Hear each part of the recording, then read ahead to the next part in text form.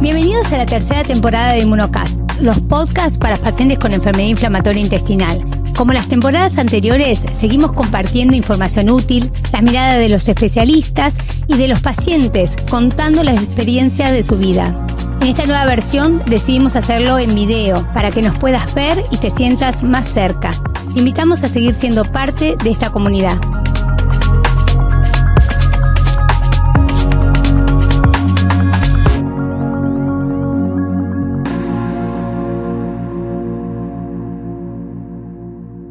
Mi nombre es María Eugenia Linares. Marisabel Belicoso. Y este es un nuevo episodio de Inmunocast. Y hoy vamos a hablar de alguien que tiene un rol fundamental en el equipo multidisciplinario de enfermedad inflamatoria intestinal. Y para eso contamos con alguien que queremos mucho, que es Débora Balfour de Mendoza, que es una enfermera especializada en enfermedad inflamatoria intestinal. Y la primera pregunta quizás es, preguntar y contarle un poco a la gente qué rol cumple una enfermera especializada en este tipo de pacientes, qué diferencia hay con una enfermera con el imaginario que uno tiene de una enfermera, ¿no? Que por ahí uno la asocia a una internación, ¿no? Bueno, ante todo, buenas tardes. Muchas gracias por la invitación, Maru y Maricel. Un placer estar acá y poder acompañarlas. Y les comento un poquito desde mi rol de enfermería dentro del equipo multidisciplinario, las tareas que yo hago, ¿sí? que cumplo.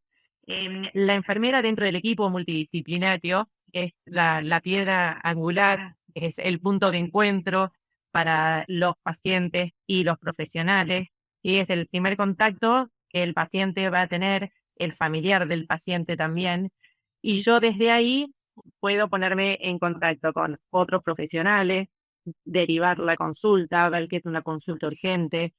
Si es un paciente que se está haciendo un screening para biológicos, puedo facilitarle el turno con la infectóloga, facilitarle el turno con otros profesionales como la nutricionista, dermatólogo, reumatólogo, recibir también los resultados de laboratorio, poder evaluarlos. Realizo educación al paciente de primera vez. Una vez que el paciente está diagnosticado, yo realizo la primera consulta al paciente y al familiar o a su entorno. También le explico lo que son los efectos adversos. Hago el monitoreo post-infusión del paciente, y si está recibiendo inmunosupresores, también gestiono los laboratorios de control y administro también la medicación endovenosa al paciente. Y bueno, el paciente también tiene todas las vías de contacto, ya sea vía mail, vía teléfono. Entonces el paciente, ante cualquier signo o síntoma de alarma, me va a llamar o se va a contactar conmigo de la manera que sea necesaria para poder transmitirme qué es lo que le está pasando, y yo de ahí poder ver si es que tiene una manifestación extraintestinal, una gastroenteritis, o tiene una recaída y necesitamos verlo urgente. Y esto, sobre todo, que es muy importante, es que el paciente sepa que hay un equipo detrás de él. Sí, Que súper. siempre va a haber Y creo que ese es el punto, ¿no? que le va a contestar esa llamada o ese mail, y por lo general soy yo o las enfermeras. Me encanta que digas eso, Débora, porque creo que en el mundo donde están más implementados las enfermeras de terapia avanzada, yo creo que son el alma de los servicios, ¿no? Porque es esto, la primera, lo dijiste, son la primera cara que el paciente ve en la unidad inflamatoria, entonces es como el referente. Entonces me parece sumamente importante todas las tareas que planteaste. Yo te quería preguntar, porque nosotros siempre discutimos en el consultorio esto de cómo hacen los enfermeros para tener tanto rapport con los pacientes y atravesar esa barrera que nosotros como médicos no ponemos. No sé si es el guardapolvo. En general son mucho más cómplices con ustedes y les cuentan más cosas que con nosotros. Entonces, que no sabes qué herramientas tenés para eso, Débora, y que nos cuentes un poco cuáles son las preguntas más frecuentes. A ver, ¿a qué le tienen miedo nuestros pacientes? ¿Al diagnóstico, al tratamiento? ¿Le tienen miedo al futuro? O sea, ¿qué hablan los pacientes con vos de lo que les pasa en el diario con la enfermedad, no? Bueno, ante todo, creo que es lo que vos decís, Maricel, que no tenemos guardapolvo, entonces creo Sí, ¿no? que es una barrera menos para el paciente, ¿sí? Después, en la consulta del paciente, es una entrevista totalmente relajada, es en un espacio seguro y de total confianza. Em, Se ve al paciente como una persona, se ve al paciente holísticamente.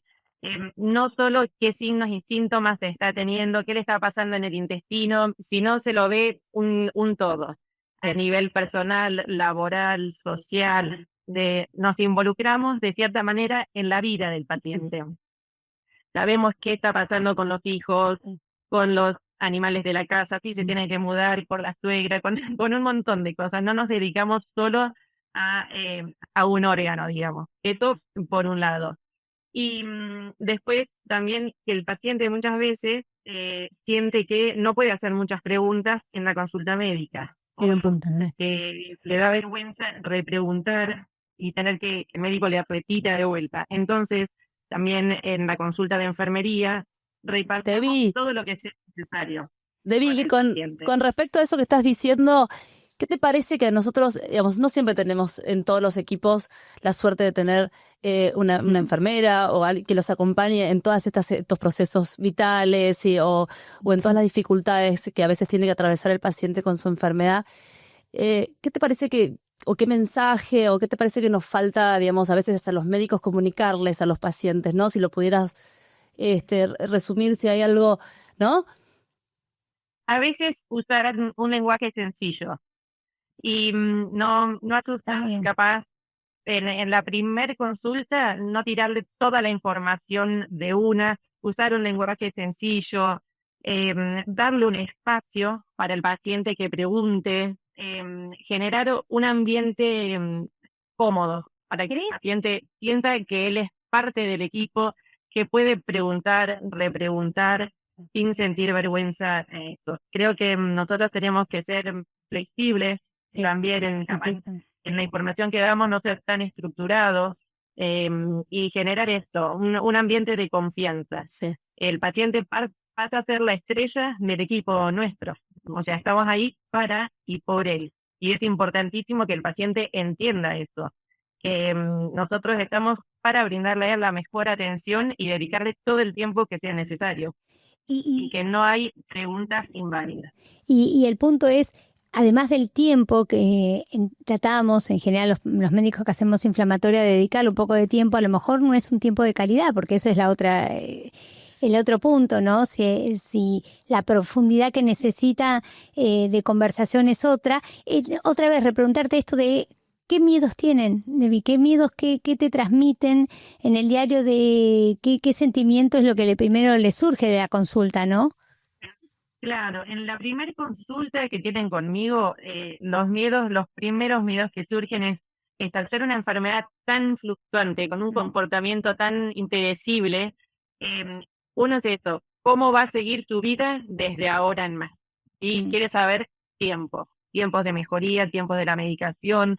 Entonces es importantísimo que nosotros cuando iniciamos un tratamiento le digamos, bueno, en 4 semanas queremos ver este resultado, en 8 otras, en 12 te pedimos el laboratorio, etcétera. Y después, una de las preguntas más frecuentes es si es hereditario, si va a afectar a sus hijos también, el riesgo de cáncer y el fantasma de todos es si van a tener una bolsita, si van a tener una ostomía. Entonces es desmistificar todos esos miedos, poder brindarle información fehaciente al paciente, poder brindarle páginas donde él pueda también buscar información en su tiempo y después que vuelva con todas las preguntas que tenga. Y otra pregunta muy frecuente es si va a recuperar su calidad de vida, Claro. cómo era su vida antes. Es real, ¿no? Si va a poder seguir trabajando, si va a poder seguir yéndose de vacaciones, planificación familiar, si va a poder ir al partido de fútbol de su hijo, etcétera. Entonces es también reasegurarle al paciente que va a recuperar su calidad de vida. Es interesante porque la calidad, lo que para el médico es calidad de vida, no tiene, es años luz de lo que el paciente interpreta como calidad de vida, ¿no? Y entonces está buenísimo que haya un intérprete entre los dos, Sí. que es el rol que hace esta enfermera, colaborarnos un montón y ayudarnos a acercarse más, ¿no? Debbie, Exacto, exacto. Nosotros somos como el intermediario Sí. entre el médico y el paciente. Sí, tal cual. Débora, vos que tenés tantos años de experiencia y que sabés un montón de enfermedad inflamatoria, ¿recordás alguna historia, alguna anécdota, algo que te haya marcado, que te gustaría contarles a los pacientes? Sí, a mí desde la parte de enfermería, desde la parte también del equipo multidisciplinario, eh, poder compartir las expectativas con el paciente, porque nosotros tenemos lo que se llama el ensañamiento terapéutico, que nosotros queremos ver a un paciente perfecto, un paciente curado, que tenga la mucosa sana, que ya vaya una sola vez al baño, que esté bien formada la materia fecal, etcétera. Y el paciente capaz que lo único que quiere es poder ir a ese partido de fútbol con el hijo y que su calidad de vida ya pueda ser ir al baño 3 o 4 veces. Entonces, desde nuestro lugar como equipo multidisciplinario, poder escuchar al paciente, ver cuáles son sus expectativas y qué es lo que él quiere de nosotros, porque me pasó que nosotros entrábamos, que queríamos que la paciente mejore, le cambiábamos la medicación, todo, y ella en una consulta sola me dice, no quiero más, no quiero más, yo así estoy bien, quiero seguir mi vida así, quiero disfrutar de mis nietos así, no quiero más. Perfecto, y nosotros eso también tenemos que entenderlo. Y de escuchar al paciente y los dos tener el mismo norte, los dos tener el mismo objetivo, me parece. Está muy buena la historia. Y el otro punto es, ¿qué hacemos con la adherencia, Débora? Porque ustedes trabajan muy bien sobre eso. Y a nosotros nos cuesta un poco más, o por lo menos que la cumplan. ¿Qué estrategias tenés para la adherencia de los pacientes? Ante todo, Sí. explicarle al paciente la importancia de que tome la medicación en tiempo, forma, los gramos correctos, o que venga cada 8 semanas a infundirse o ansiedad subcutánea, ¿sí? Que el paciente entienda la importancia de por qué debe tomar la medicación o por qué le estamos indicando esa medicación. También de que el paciente, darle la opción al paciente. Si prefiere medicación vía oral, subcutánea, endovenosa, cuáles son las que están disponibles para él específicamente, cuáles se adecúan a su estilo de vida, sobre todo tener eso muy en cuenta, ¿sí? Y después darle estrategia para no olvidarse la medicación, que la ponga al lado del cepillo de dientes, que la ponga al lado del café, en la mesita de él, que siempre tenga alguna en el auto por si se olvidó. Se puede mandar mensajes automatizados, mail automatizado, alarma, hay varias aplicaciones. Así que realmente se puede lograr tener un paciente adherente si le damos todas las estrategias que pueda tener, que siempre lleve un extra o tenga uno en el trabajo, o también que comprometa a un familiar que le recuerde, a un compañero de trabajo que le recuerde, y que trate de generar una rutina, de que siempre sea a la misma hora, en el mismo lugar, tratar de evitar los olvidos. Y también dejarle en claro al paciente que si en algún momento desea dejar la medicación o tiene algún problema para tomarlo o no está cómodo, por ejemplo, si es tópico, que también se sienta libre de poder discutirlo con el equipo tratante, que pueda decirnos, no, mi obra social no me cubre, ¿qué otra opción hay? No estoy cómodo utilizando supositorios, ¿qué otra cosa puedo hacer? No me gusta el polvito, hay en pastillas. Hay que escuchar también al paciente para poder mejorar la adherencia. Qué importante que es la comunicación, ¿no? O sea, Sí. la comunicación con el paciente es fundamental. Exacto. Este ida y vuelta, ¿no? Es la base. Es la siempre, base. Tener una comunicación fluida con el paciente. Débora, y ya que estamos en una parte práctica, ¿no? Que estamos hablando de lo que es adherencia, en este poquito tiempo que tenemos acá, ¿tenés algunos tips, algo que les quisieras recomendar en líneas generales a un paciente que te está escuchando, que tiene una enfermedad inflamatoria, que tiene una colitis ulcerosa, una enfermedad de Crohn, alguna cosa práctica, Para digamos, el día a día. del día a día? El día a día, para mí, la base es amigarse con la condición, amigarse con el diagnóstico.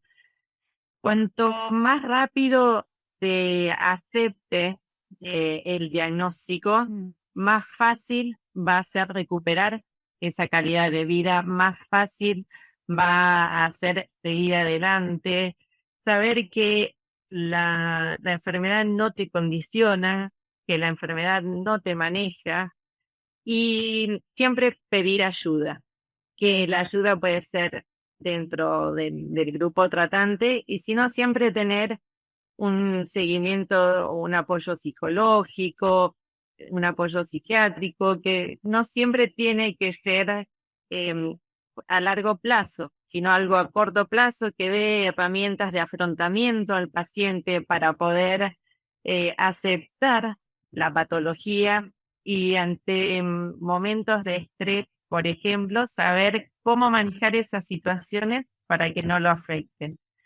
Pero sobre todo es eso, de la aceptación al diagnóstico. Tal cual, cuando uno empieza con la aceptación, empieza a sortear todos los obstáculos que se van presentando desde otra manera, desde otro lugar, ¿no? Que es el primer escalón. Sí. Bueno, Débora, muchas gracias, pero para terminar el episodio, nosotros tenemos acá 2 botones, si queremos, los vamos a apretar nosotros por vos, por sí o por no, Débora. ¿Qué mensaje le dejas a nuestros pacientes con enfermedad inflamatoria? ¿Qué tocamos primero? ¿O no? Ahí vamos. Porno, aprieten el porno. Sí. Porno, que no están solos, ¿sí? Okay. En esto, hay muchos pacientes con el mismo diagnóstico. 2, contar con un equipo. Hay un equipo detrás de cada paciente, ¿sí? Hay un equipo de médicos, de enfermería, hay todo un equipo tratante, hay una red de contención detrás de cada paciente. Así que sobre todo eso, que no están solos. Qué bueno. ¿Y por sí?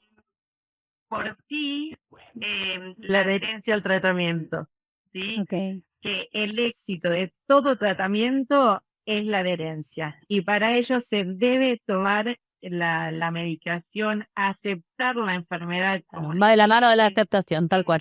con ayuda de la terapia o no, y que si el primer tratamiento no funciona, no se debe frustrar el paciente. Hoy en día tenemos un gran abanico para poder ofrecerle. Eso que vos contás es algo a veces habitual que pasa y la verdad que hoy el abanico de posibilidades es enorme, ha cambiado muchísimo y la verdad que ha cambiado. No termina el camino ahí nomás, está buenísimo. Hay un montón de opciones terapéuticas en este momento.